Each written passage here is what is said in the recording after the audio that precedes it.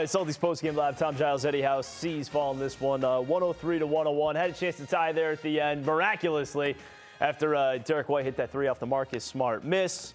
Celtics somehow come up with the turnover on Philadelphia, the offensive foul on Joel Embiid, and Tatum had a chance to tie it there. But, Eddie, man, you talk about this game. Celtics were without Jaylen Brown, they were without Rob Williams, and it looked like Philadelphia was trying to impose their will. Joel Embiid did impose his will in this game. That have to mention that.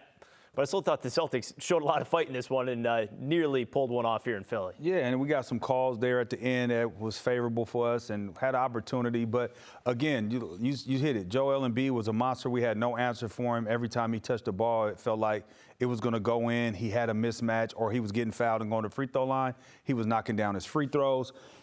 He did everything tonight to solidify the fact that he's the MVP. Before tonight's game, I was leaning more towards Giannis. Giannis had 28 points, a 28-point triple-double tonight, and his team won. But with this performance against the Celtics and not getting swept in the season series, big-time performance, I think he locked up the MVP. All right, so what this result means is that the Celtics are now 3 games back of the Bucks with 3 to play, and they're 2 games ahead of Philadelphia with 3 to play. So the magic number there is 1 because the Celtics own the tiebreaker. But you go back through the fourth quarter. I mean, the Celtics had the lead there, which, Malcolm Brogdon, you saw Derek White, Jayson Tatum, even in that fourth quarter, kind of willing them in front. Grant Williams. Yeah, Grant Williams was big coming off. Well, he started tonight, but he was big. But then it was P.J. Tucker for Philadelphia. I mean, this was really a one-man show until P.J. Tucker hit a few big threes in the closing moments. It was all about Joel Embiid, but P.J. Tucker with 3 big threes down the stretch. And again, to where they put the ball in Joel Embiid's hand right there at the free throw line, you can't double team. If you double team, you're going to leave somebody open. That was just a straight line drive. It's just a good play by a great player. But here it is again. I wanted to just see the double team, everybody leaving P.J. Tucker because he hadn't been hitting shots. So you're leaning towards Embiid, and Tucker stepped up. He's a professional. He stepped up and knocked down the shots. Can you think that is that sustainable? Is that something that he'll constantly do? I think we can live with that. You can't live with the 52-point performance by Joel Embiid. You almost did, though. And giving up threes to P.J. Tucker is what I'm going to say. Okay. You could give up the threes, but Joel got to have like 30. You could give 9 points, and that's cool. You could work with that, and we will win a game like that. But if he has 50 and you're giving this guy, I think he ended up with 11, it's going to be tough to beat them, especially with what Harden's going to bring. Maxey hasn't played well against the Celtics all season long. Tobias Harris was missing in action. I mean, we had opportunities. Remember, we didn't have Jaylen Brown. We didn't have Rob Williams. So a good account of ourselves. I like the way that we did fight because, to me, I felt the pace of the game was dictated by the Sixers. I thought we got into them a few times defensively. We were able to get out on the break. We stopped them a few times, got one-and-dones and things like that. But for the most part, the Sixers were able to work their offense right to where they wanted to get Joel Embiid. That's that free throw line, top of the key area, and let him work. And then from that point, once he got going, we started leaning, doubling, and that's when all the passes started happening in the threes. 20 of 25 from the field was Embiid. Killed. Meanwhile, it's just, again, it's remarkable that the Celtics nearly won this game. All right, so here's Marcus Smart. This is just, when you talk about guys trying to miss a free throw on purpose, that's like textbook right there. Yeah, it doesn't get any better than that. Did you practice that as a player? By the way, Derek White in the 3 off of that as Marcus gets his own miss off the missed free throw. Players practice that? Yeah, you practice that. You have in-the-game situations. You do actually practice those things. And you practice in-the-game situations. You practice who's going to say everybody does that when they're at the free throw line. You try to practice it a little bit if you feel like you'll be in those situations. But there's Grant Williams taking the foul. This was with 2 seconds left. So this is what gave the Celtics the ball back and a chance. And your final shot here is Jayson Tatum on the baseline off the inbound. Fade away. You know what? Philadelphia, great job right there defensively. You put the biggest guy on the ball, so it's hard for your inbounder to see over him or even try to find passing lanes. Found one, and as soon as he passed it, you seen Joel Embiid sprinted to the corner. Now you got 2 guys on you with a 7-footer.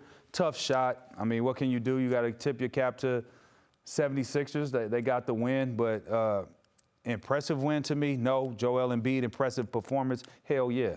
Okay, so I guess then the question is, how do we feel about the Sixers moving forward as we take another look at Joel Embiid's full game here? He had 26 opening night. He had 28 in the second matchup. He had 41 in the third, and then it took 52 from him tonight for the Sixers to be able to beat the Celtics.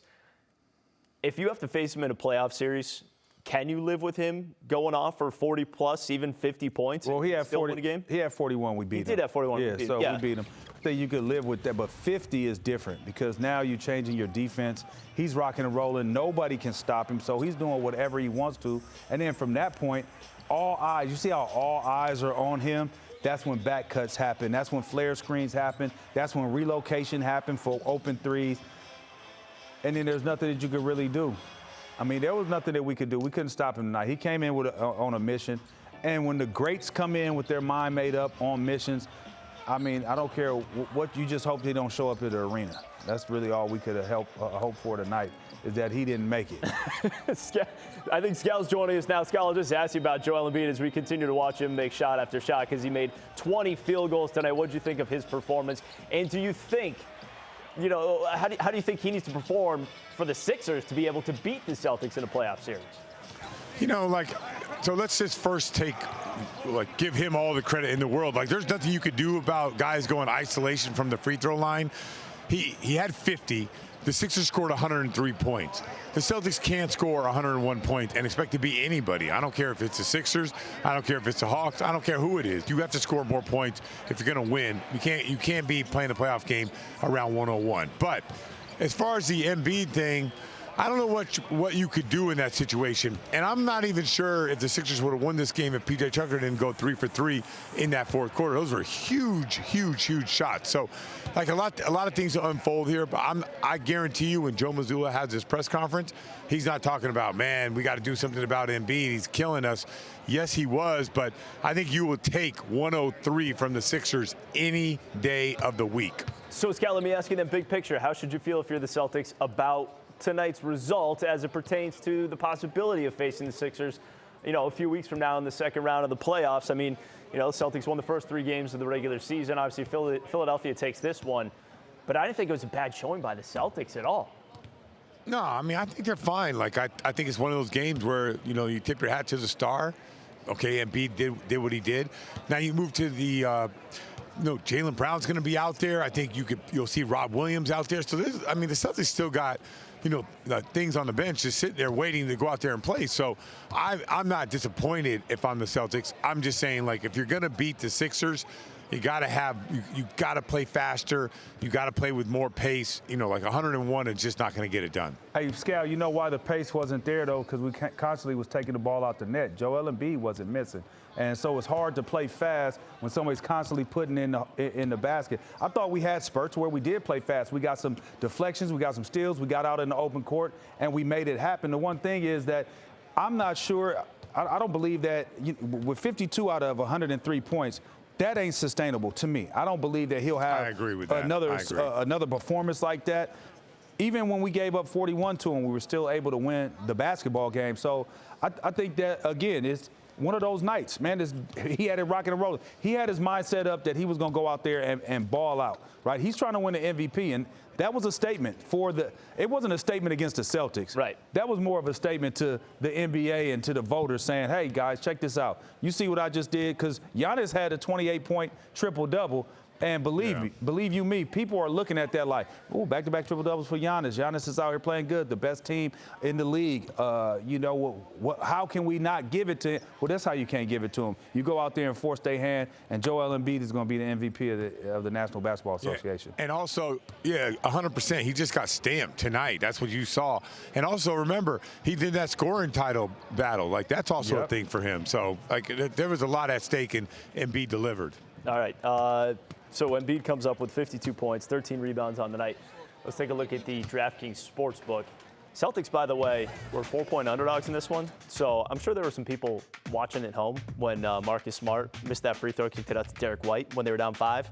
And that gave the Celtics the cover in this one. They're now 6-1 against the spread when they are underdogs this season. It went way under, obviously, with 204 total points being scored when the total was set at 227. So anyway, we talked about this game pregame. You looked at the Celtics for their money line and the Celtics under their point total. That was our same game parlay there that got us to plus 310. But as far as the pace goes, I mean, Philadelphia has certainly determined the pace. You just talked about it a little bit. It's kind of tough for the Celtics to push the pace when they're constantly taking the ball out of their own basket. Yeah, but you can, though. It's hard because a lot of teams don't like to run on made baskets. But if the ball goes through the hoop, and pace doesn't necessarily mean that you're sprinting trying to get a layup. Pace means we're just getting the ball over the half court, and then now we're setting up. Now you look up at the clock, you got 19 when you get it over, as opposed to walking it up, and your first action is at 16. Your first action is at 15. You get into a pick and roll, they W. You take another 3 seconds, you kick it back over. Now you're looking at 10, 9, 8, and now we're trying to make a quick move. Guys get the ball, and it's like a fireball.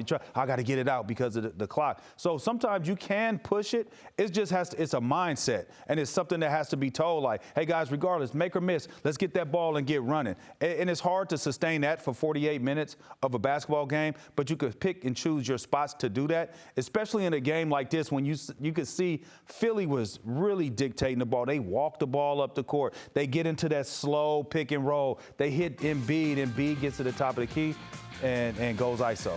All right, DraftKings Sportsbook is live. Bet local at Boston's hometown sportsbook. This week, new customers who sign up and bet $5 get $200 in bonus bets instantly. Download the DraftKings Sportsbook app and use promo code BANNERS when you sign up. All right, Celtics fall 103-101 down in Philadelphia.